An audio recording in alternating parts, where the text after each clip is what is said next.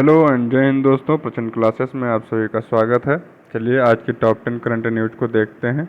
Video शुरू करने से पहले कृपया आप चैनल को सब्सक्राइब कर लीजिए। पहले न्यूजी institute of economic and peace ने ग्लोबल पीस इंडेक्स जारी किया है 2024 का। उसमें जो है आइसलैंड जो है सबसे शांत देश बना। ठीक है, आइसलैंड को लगातार शांत देश घोषित किया जा रहा है। ये इसमें लगातार टॉप पे ही बना रह रहा है। ठीक है, आगे न्यूज है कि ऑस्ट्रेलिया की ये संस्था है कौन, institute of economics and peace. ठीक है, ये 18वें global peace GPI global peace index 2024 इसने जारी किया। इसमें आइसलैंड जो है सबसे शांतिपूर्ण देश है। ये 2008 से ही लगातार शीर्ष राष्ट्र बना हुआ है शांतिपूर्ण में। ठीक है, 2008 से लगातार ये बना हुआ है।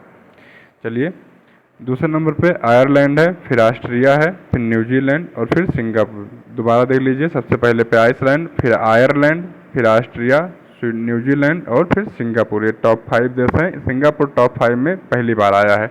यमन सबसे अशांत देश है। यमन इस श्रेणी में, इस सूची में सबसे निचले पायदान पे है। तो देखते हैं कि भारत कौन से स्थान पे है। तो भारत 116वें स्थान पे है। भारत का जो रैंक है वो 116 है। ठीक है, इसने 5 स्थान का सुधार किया है। ओके, भारत ने क्या किया है कि 5 स्थानों में अपने सुधार किया है। आगे देखते हैं कि भूटान दक्षिण एशिया देश का सबसे शांतिपूर्ण देश है। अगर दक्षिण एशिया में पूछा जाए तो भूटान सबसे ज़्यादा शांतिपूर्ण देश है। ओके, और यह यहाँ पे 2011 से बना हुआ। दक्षिण एशिया क्षेत्र में 2011 से लगातार टॉप पे कौन है, भूटान है। यह ध्यान रखिएगा, ये क्षेत्र की बात हो रही है, विश्व की बात नहीं हो रही है। चलिए, अब यह दुनिया के 20वें सबसे शांतिपूर्ण देशों से बाहर होकर, क्योंकि देश के 21वें स्थान पर है। जो भूटान है ये आपका पूरे विश्व के हिसाब से देखा जाए तो 21वें स्थान पर है, और एक क्षेत्र दक्षिण एशिया के क्षेत्र में देखा जाए तो फर्स्ट पे है। बांग्लादेश 93वां स्थान पे है। नेपाल 81वें स्थान पर है, और 81वें स्थान पर नेपाल है। और दक्षिण एशिया के हिसाब से दूसरे स्थान पर आएगा। श्रीलंका 110वें स्थान पर है। ओके, तो दक्षिण एशिया में भारत का 5वां स्थान होगा।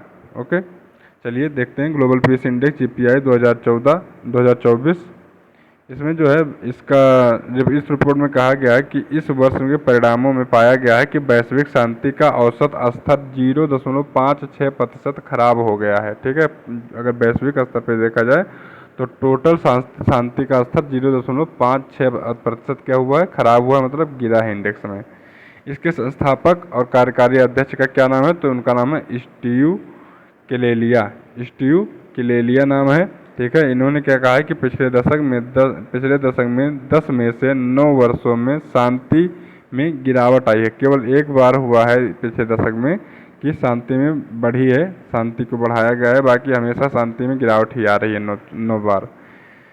अगला न्यूज है कि रूस में विस्तारित सदस्यता के साथ पहली ब्रिक्स मंत्री स्तरीय बैठक आयोजित की गई है। कहाँ पे, रूस में, क्योंकि रूस ब्रिक्स की अध्यक्षता इस बार कर रहा है। आप जानते हैं पहली मंत्री स्तरीय बैठक हुई है जब राष्ट्राध्यक्षों की बैठक इसमें होती है। राष्ट्राध्यक्षों की बैठक के पहले मंत्री स्तरीय बैठक होती है विदेश मंत्रियों की। ठीक है, इसमें हमारे यहाँ से विदेश मंत्री जो हैं एस जयशंकर साहब शामिल नहीं हुए थे, क्योंकि 10 जून को यह बैठक थी, और 10 जून को ही यहाँ पे क्या किए गए थे, मंत्री जो पोर्टफोलियो है यहाँ पे दिया गया था उनको विदेश मंत्रालय का। ठीक है, तो इसीलिए वो वहाँ पे नई बैठक में जा पाए थे। तो देखिए 10 जून को 2024 में रूस के कौन से शहर में हुआ, तो निजनी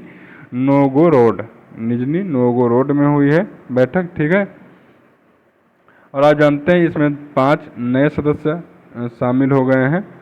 कौन कौन से, मिस्र, ईरान, UAE, सऊदी अरब और इथियोपिया। देखिए इसमें अर्जेंटीना को भी शामिल किया गया था, लेकिन अर्जेंटीना बाद में क्या हुआ कि अपने आप को, वहाँ पे जब चुनाव हुआ, दक्षिणपंथी सरकार आई तो उसने अपने आप को इस ग्रुप से बाहर कर लिया। ठीक है, तो ब्राज़ील, रूस, भारत, चीन इसके क्या हैं संस्थापक सदस्य, और दक्षिण अफ्रीका बाद में इसको ज्वाइन किया था।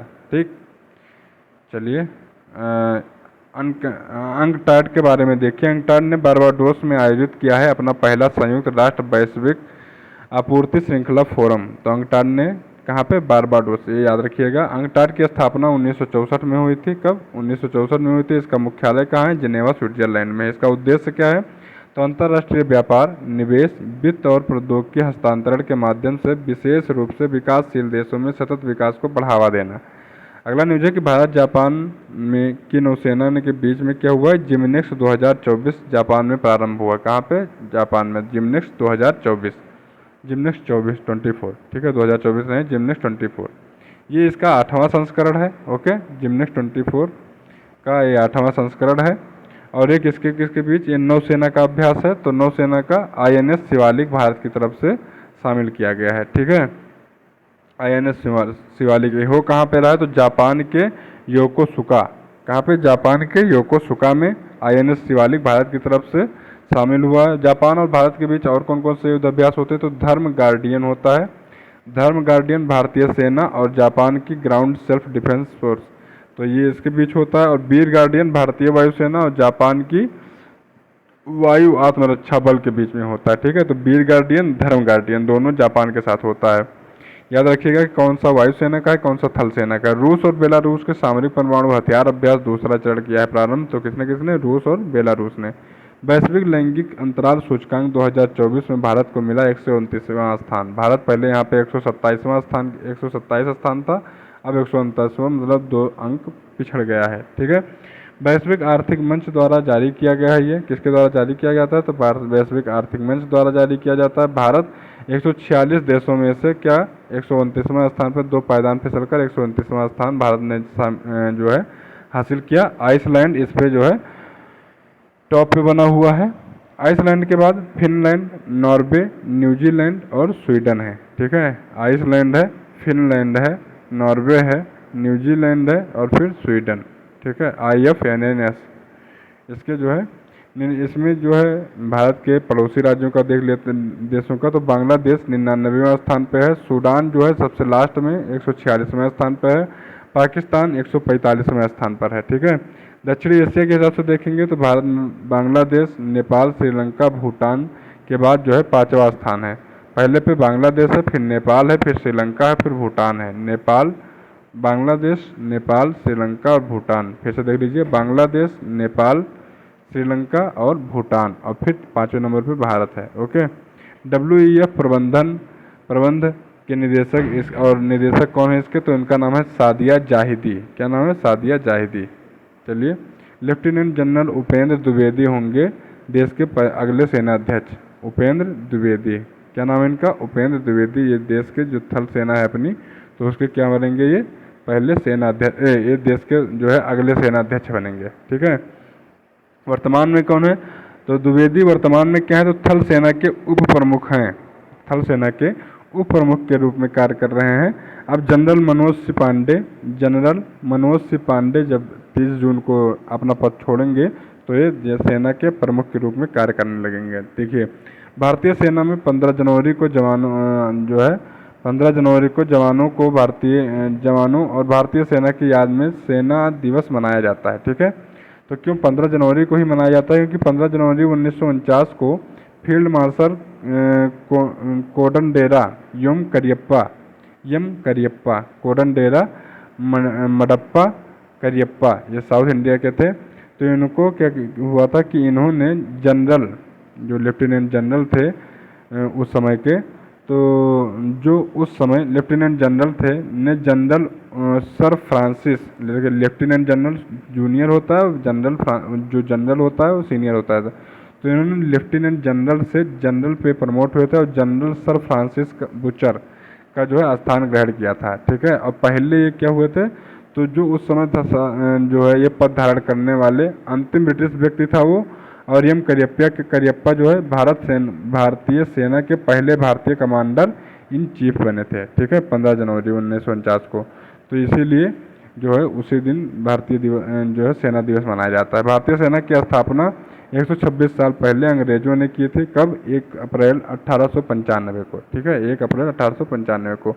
गेल इंडिया मध्य प्रदेश में 60,000 करोड़ रुपए के निवेश से भारत की सबसे बड़ी इथेन क्रैकर परियोजना स्थापित करेगा। तो कौन स्थापित कर रहा है, गेल इंडिया, गेल जो है स्थापित कर रहा है। कितने रुपये से, 60,000 करोड़ रुपये से मध्य प्रदेश में जो है स्थापित कर रहा है। क्या, इथेन क्रैकर परियोजना। मध्य प्रदेश के किस शहर में, तो सीहोर में। मध्य प्रदेश के सीहोर में। चलिए, 12 जून को मनाया गया विश्व बाल श्रम निषेध दिवस 2024। ठीक है, कब मनाया जाता है विश्व बाल श्रम दिवस निषेध? तो ये मनाया जाता है 12 जून को। ठीक है, इसकी डेट याद रखिए बस। ILO ने जो है 12 जून को इसको मान्यता दी थी। 12 जून को मनाया जाता है ये। इसका लक्ष्य बाल श्रम के विरुद्ध जो है बढ़ते वैश्विक आंदोलन की गति को प्रदान करना है। इसका जो थीम रखा गया है कि let's act on our commitment and child labour, आइए अपनी प्रतिबद्धताओं पर काम करें, बाल श्रम को समाप्त करें। ये इसका थीम है। 14 वर्ष से कम उम्र के बच्चों को मजदूरी करवाना जो है अपराध माना गया है। 2002 में ILO ने ऐसा एक रूल पास किया था। ओके, सरोद वादक राजीव तारानाथ का 91 वर्ष की आयु में निधन हो गया। तो इनका केवल नाम याद रखिए, राजीव तारानाथ। राजीव तारानाथ सरोद वादक थे ये। ठीक है, और इनके गुरु का क्या नाम था? तो इनके गुरु का नाम था अली अकबर खान। ठीक है, जम्मू कश्मीर में प्रारंभ हुआ वार्षिक खीर भवानी मेला। तो याद रखिए, वार्षिक खीर भवानी मेला कहाँ पर किस स्टेट में मनाया जाता है? तो जम्मू कश्मीर में मनाया जाता है। ये 4 दिवसीय वार्षिक मेला है। 4 दिवसीय वार्षिक जो है 4 दिवसीय तीर्थ यात्रा है और वार्षिक रूप से मनाया जाता है। चंद्रबाबू नायडू ने आंध्र प्रदेश के CM के रूप में शपथ ली है।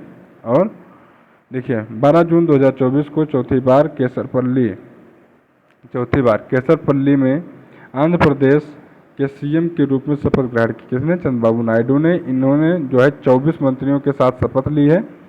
24 मंत्रियों में 20 TDP मतलब चंद्रबाबू नायडू के पार्टी के हैं, 2 जनसेना के हैं, पवन कल्याण वाली पार्टी के, 3 जनसेना के हैं और 1 भाजपा का है। ठीक है, देखिए भाजपा। और अरुणाचल प्रदेश में भी शपथ हुई है। तो अरुणाचल प्रदेश में कौन है? पेमा खांडू वहाँ के BJP के नेता चुने गए और उन्हें क्या किया गया? तीसरी बार उन्होंने मुख्यमंत्री के रूप में शपथ ली। कहाँ के? अरुणाचल प्रदेश के। ठीक है, अरुणाचल प्रदेश में टोटल 7 सीटें हैं, जिसमें से 46 सीटें भाजपा ने जीती थी और पेमा खांडू वहाँ के क्या बन गए? तीसरी बार मुख्यमंत्री बन गए। चलिए, मिलते हैं अगले दिन अगले जो है करंट अफेयर्स समसामयिकी के साथ में। तब तक के लिए नमस्कार, धन्यवाद।